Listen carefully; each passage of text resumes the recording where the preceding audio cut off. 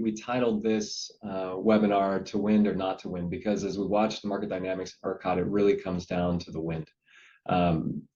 With tons of solar, tons of wind capacity, ERCOT can really shift rapidly from being long to being short depending on what the wind is doing. When the wind is there, usually there's ample reserves. When the wind isn't there and the sun's not there, suddenly there's a situation.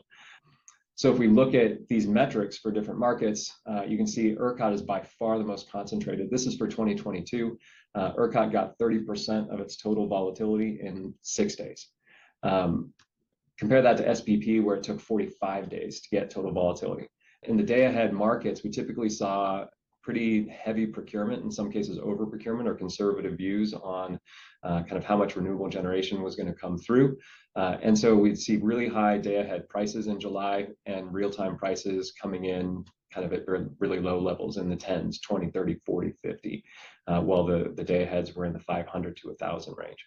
We're also seeing continued load growth.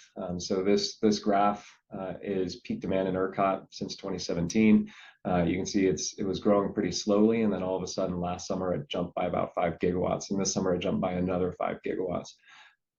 And at the same time, we've talked a lot about sort of available resources, total resources meeting peak demand, but the superduck is real and is a big challenge.